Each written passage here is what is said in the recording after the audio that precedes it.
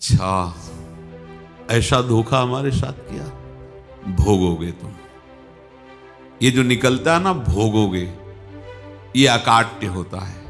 क्योंकि किसी का भी हृदय, मान लो किसी भी जीव जंतु को आप कष्ट दें और उसका हृदय आह भर जाए, तो वो आह वज्र की लीक है, तुम्हें भोगना पड़ेगा। वो आह किसी की ना लेना जिंदगी। कोई ऐसा कोई आह भर करके कह दिया तुम समर्थ हो, हम तो कुछ कर नहीं सकते, और अंदर से दुख, फिर तुम्हारी सामर्थ्य काम नहीं करेगी, मिट्टी में मिला देगी। ऐसा नहीं कि आप जो कर रहे हैं कोई देख नहीं रहा, कोई हिसाब किताब नहीं, जो कर रहे हैं अवश्य में भोक्तव्यम, बहुत सावधान।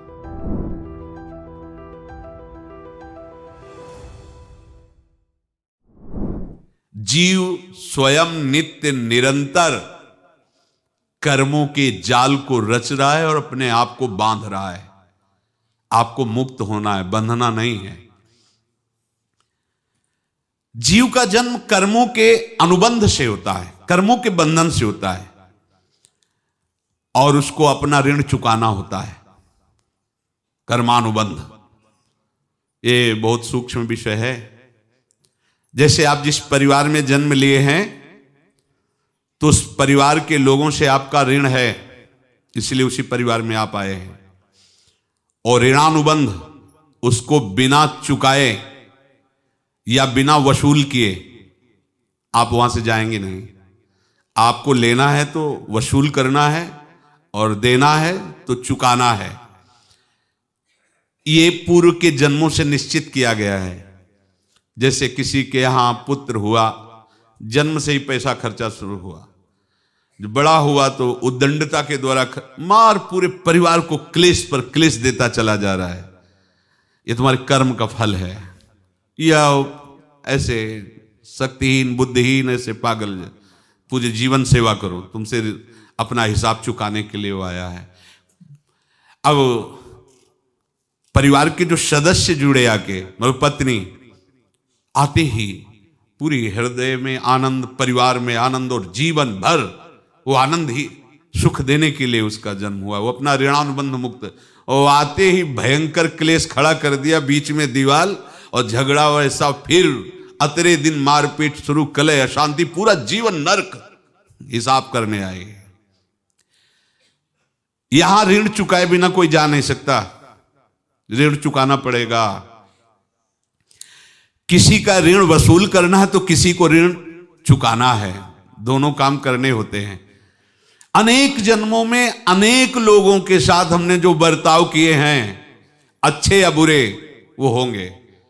अब किसी आदमी को हम जानते नहीं, अचानक मिला, अचानक टक्कर लगा और मार पीट गाली गुप्ता सब कर दिया, चुपचाप सह लो। क्यों? ये आपका हिसाब है, पूर्व का हिसाब। हमारा उससे कोई द्वेष नहीं, कोई संकल्प नहीं। अचानक घटना घटी और हमसे द्वेष करने लगा, हमें पीटने लगा, हमें गालियां दे, ये हिसाब है, चुपचाप सह जाओ। अपने घर का भाई ही भारी दुश्मन बन गया और क्लेश दे, हिसाब है। एक प्रभुदत्त ब्रह्मचारी जी की वाणी में पढ़ा था, एक महात्मा जी भ्रमण करते थे, तो उस समय असरफियां चलती थी, मोहरें असरफियां, तो उनको भेंट में देते लोग। तो या तो ठाकुर सेवा में लगे तत्काल, या संत सेवा में तत्काल लगे, उसका संग्रह करके डोलना ये ठीक नहीं है। बैरागी के लिए सिद्धांत में ये ठीक नहीं है। तो जब 2, 4, 6, 8 ऐसे मोहरे हुई, तो उन्होंने विचार किया कि और भ्रमण करके जब काफी मोहरे हो जाएंगी तो प्रयागराज में जब कुंभ पड़ता है, एक बार पूरे सब अखाड़े के संतों को, अलग अलग संप्रदाय सब संतों को बुलाएंगे और सबको पुआएंगे। अब साधु है तो यही विचार करेगा, और क्या विचार करेगा। तो उन्होंने एक ऐसे डंडा बनवाया, बेंत, जो ऊपर से चूड़ीदार और भीतर पोला, और मोहरे उसमें डालते गए। और भ्रमण, जहां जहां श्रद्धालु भगत थे सबके यहां जाना और इच्छा रखना कि एक मोहर तो दे दे दक्षिणा में। कामना कोई भी हो वो बांधती ही है, ध्यान रखना। इसीलिए प्रभु जो चाहे वो करे, अपनी चाह नहीं रखनी चाहिए, अपनी चाह प्रभु की चाह में मिला देनी चाहिए। धीरे धीरे वो छड़ी भर गई। भ्रमण करने वाले महात्मा चूड़ी लगाई, इंतजार करते रहे। जब प्रयाग का कुंभ पड़ा तो चले। तो रास्ते में एक गांव में पूछा जाता है, जैसे कहीं रुको कि कोई श्रद्धालु ऐसा है जो संत सेवी है। तो कुछ लोगों ने बताया, हाँ एक परिवार है बहुत संत सेवी है और आपको मिलाते हैं उनसे। आइए महाराज, घर में रुका, खूब अच्छा हलवा पूड़ी पवाया और जो घर के मालिक थे चरण दबाए। चरण दबाते दबाते उनकी दृष्टि पड़ी उस डंडे पे। इतना मोटा और ऊपर से कुछ चूड़ी सी भी नजर आ रही, इस डंडे में तो कोई रहस्य है ही है। अब महात्मा जी को खवा पिला के सुला दिया। महात्मा जी जब सो गए तो पत्नी से धीरे से कहा, वो डंडा लाओ बाबा जी का। डंडा, वो चूड़ीदार जो ही खोला पलटाया तो सैकड़ों मोहरे। ऐसे संत रोज पधारे भगवान, तुम आनंद हो जाए फिर क्या। पत्नी से कहा, नाप के कंकड़ लाओ। वो तो महात्मा जी तो खाए खीर पूड़ी, आराम से सो रहे। रात में पूरी प्लानिंग करके उसमें कंकड़ भर के चूड़ी लगाकर सिराने रख दिया, सारी मोहरें हटा ली। महात्मा जी आराम से छड़ी उठाए तो वजन पक्का। वैसे बड़े लोग चतुर होते हैं, पर ये नहीं जानते कि कर्म कितना भयानक होता है। और उनकी कोई संतान नहीं थी, पर धन में इतना प्रेम उनको था। बहुत सावधान। साधु महात्माओं के पास जो अर्थ है, गृहस्थी अगर आता वहीं से है, पर अगर उसको जोर जबरदस्ती या किसी छल कपट से, तो वो उसका विनाश ही करता है। आज तक का प्रमाण है। अब उनको ये भाव पता नहीं होगा, या पता होगा तो लोभ के कारण वो उसको मान नहीं पाए होंगे। महात्मा जी गए प्रयाग में, किसी अखाड़े पर रुके और वहां प्रार्थना की कि कल जो है संपूर्ण अखाड़ों का निमंत्रण किया जाए और सब संतों को भोग पवाया जाए और उनको दक्षिणा भी दी जाए। महंत ने सोचा कि बहुत बड़ा है तो उत्सव है, क्योंकि प्रयाग में कितने हजारों संत महात्मा सब। तो उनका, महाराज बोरों इसमें चीनी और टीनों घी लगेगा, सब व्यवस्था। बोले आप मंगाइए, एक एक हिसाब हम करेंगे, हमारे पास सब व्यवस्था है। बोले कुछ तो पहले दे दो, इकट्ठे देंगे हम। उनको था कि अगर हम छड़ी खोला और दो चार मोहरे दी, किसी को पता लग गया तो गड़बड़ हो सकती। बोले हम भंडारे के समय आखिरी में सब कुछ आपको दे देंगे। ठीक है। वो अपने पास से पैसे लगाकर खूब जितना सामग्री सब लाए, लाखों की, और सब संतों को निमंत्रण कर दिया। संत जन निमंत्रित हो गए, भंडारा बन रहा है। तब वहां के महंत है और उनका देखो भंडारा भी बन रहा है, संतों को निमंत्रण। अब आप अर्थ की व्यवस्था कीजिए, क्योंकि इतनी बड़ी हमारी सामर्थ्य नहीं थी जितना हमने किसी तरह हमने व्यवस्था की। अब मुझे अर्थ चाहिए, तभी आगे की व्यवस्था बढ़ेगी। संतों को दक्षिणा देंगे और जिनसे अर्थ लिया उनको दे। देखो रसोई बन गई है सब। उनका छत में विश्वास नहीं तो ये अभी चूड़ी खोली। उनको तो था ना कि मोहरे हैं, कंकड़। तो अब जैसे कितना उनको सदमा लगा होगा। हजारों संतों का निमंत्रण, रसोई बन, मतलब संत हो के छल कपट। तो उनका, महाराज आपने तो हमारा नाश कर दिया, जो महंत थे। अब बताओ, रसोई बन गई, संत निमंत्रित हो गए, और आप ये कंकड़ दिखा रहे हैं हमको।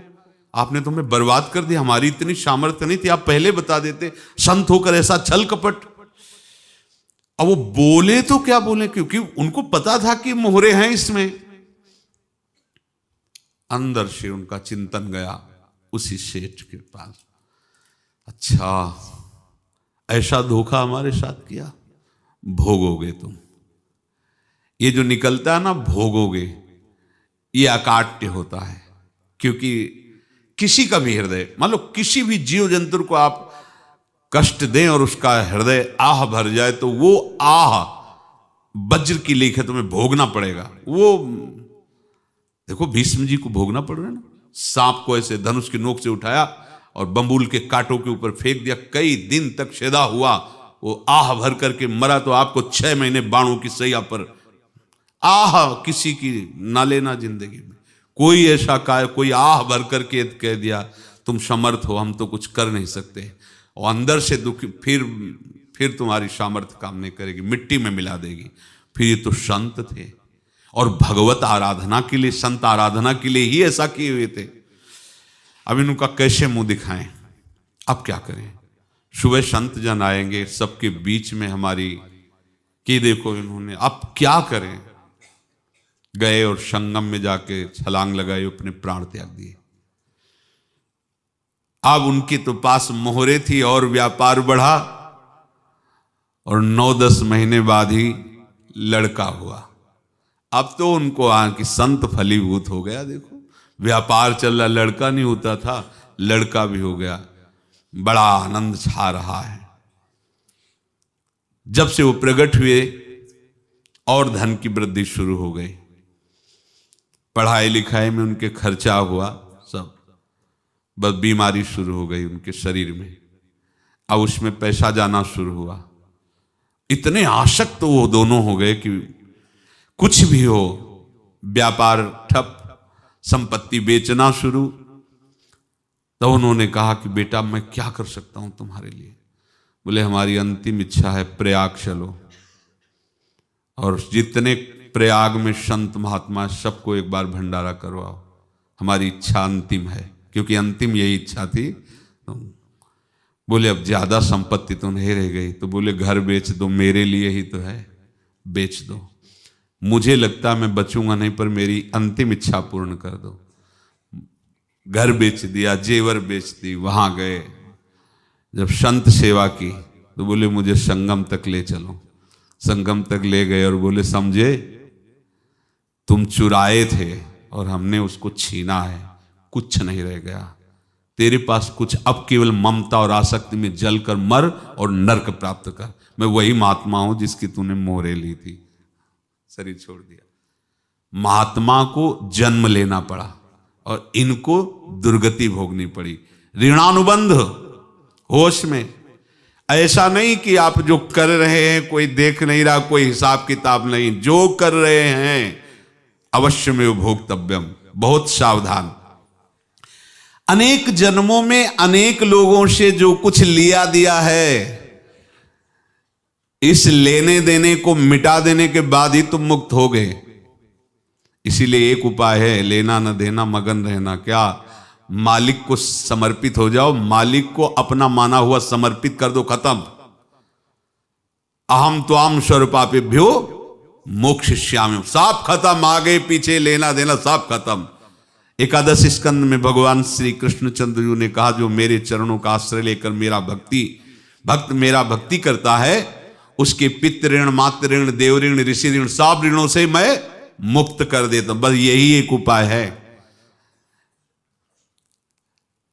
जो इसके बंद करने का उपाय भक्तों के लिए है, वो यही है। भगवान की शरण में होकर अपना माना हुआ पूरा भगवान के अर्पित कर दो। अर्पित करने का तात्पर्य उसमें अहम हटा दो। तो दियम वस्तु गोविंदम तुभ्यमेव समर्पये। जिनसे तुमने सेवा करवाई है उनकी सेवा करनी पड़ेगी। जिनसे तुमने जो कुछ लिया है उनको देना पड़ेगा।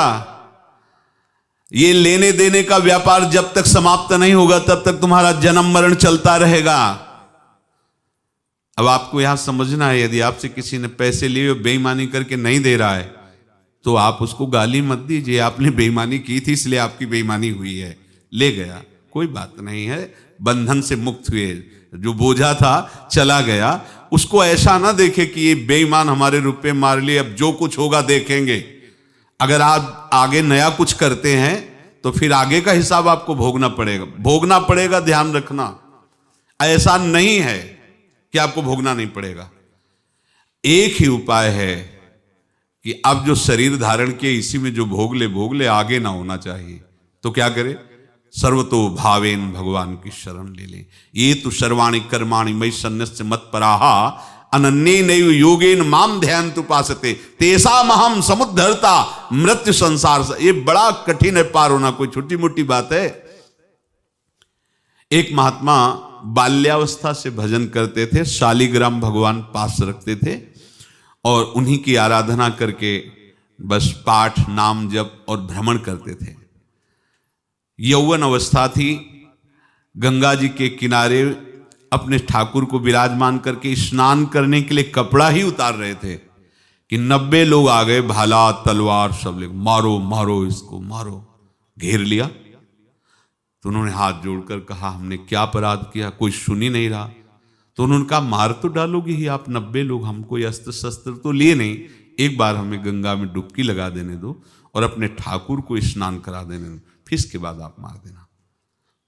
भगवत इच्छा से वो लोग रुक गए, स्नान किया और अंदर से प्रार्थना की, प्रभु ये क्या लीला है आपकी, आपके सिवा मेरा कोई है नहीं और ये मुझे मारना चाहते हैं।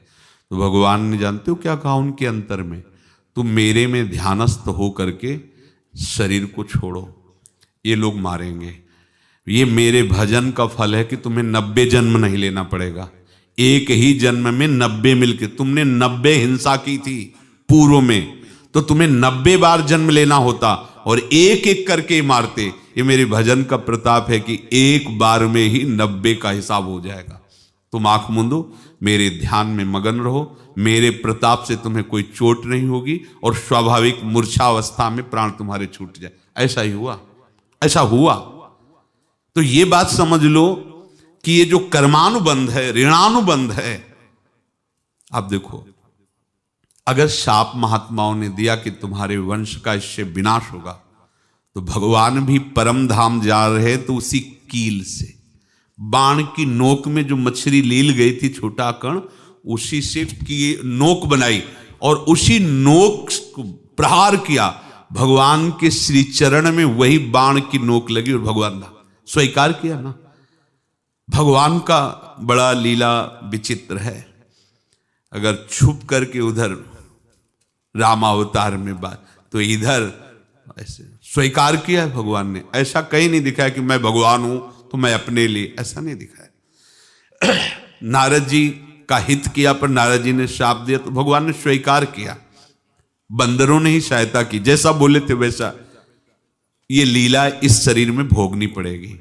हाँ, ज्यादा को कम में भुगता देंगे, पर अब अगला शरीर ना मिले, इसके लिए सर्वतो भावेन भगवान के आश्रित हो जाए। जैसे आपने दुकान फैला रखी है तो उसमें दो काम होते हैं, लेना और देना। किसी को उधार दिया है तो हमें उससे लेना है, और कोई नगद देकर सामान ले रहा है तो उसे सामान देना है, या उधार लिया है तो हमें उधार देना है। अब अगर दुकान बंद करनी है तो तुम्हें देने वालों पर जोर देना है, लेने वालों पर जोर नहीं। लेने वाला तो जाओ हम क्षमा किया, समर्पित किया, हमारा कोई संबंध नहीं, खत्म हो जाए, वो खुशी हो जाएगा। लेकिन देने वाला तुम अगर दुकान भी उठा दोगे तो जहां भी रहोगे तुम्हारे पास वो आएगा, लाइए हमारा।